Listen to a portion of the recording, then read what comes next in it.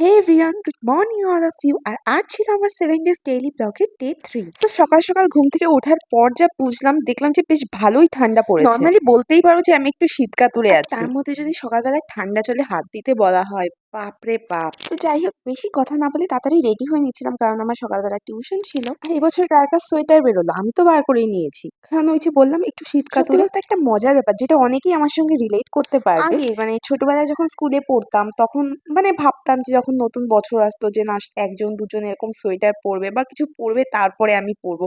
কিন্তু এখন মানে ঠান্ডা এতই এতই মানে ঠান্ডা লাগে আমার, তো আর কোনো দিকে তাকানো না, আমার ঠান্ডা লাগছে মানে আমি পরবো। তো এরকম একটা ব্যাপার হয়ে গেছে। কিন্তু আগে মনে হতো কি, টিউশনে পড়তে গেলে যে একা একা পড়ে যাচ্ছি, কে কি ভাববে যে ও সোয়েটার পরে এসেছে, তো এইরকম একটা ব্যাপার। যাই হোক, এইসব এখন অতীত হয়ে গেছে, বর্তমানটাই ফোকাস করি। বিকালে যেহেতু বাড়িতে ছিলাম, তো ভাবলাম কিছু একটা বানাই, হালকা পাতলা খিদেও পাচ্ছিল।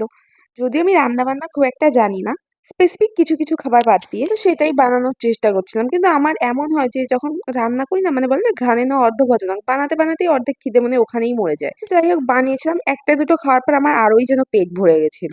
তারপর আবার দাদা মোমো এনেছিল, সেটা আর আমি খেতে পারিনি। একটা খাওয়ার পর আমি আবার গিয়ে দিয়ে এসেছিলাম, কারণ আগেই বললাম পেট ভরে গেছিল। তো এই ছিল আমার আজকের ব্লগ। কেমন লাগলো তোমাদের অবশ্যই জানিও, ভালো লাগলে লাইক শেয়ার কমেন্ট করে দিও। তো টাটা।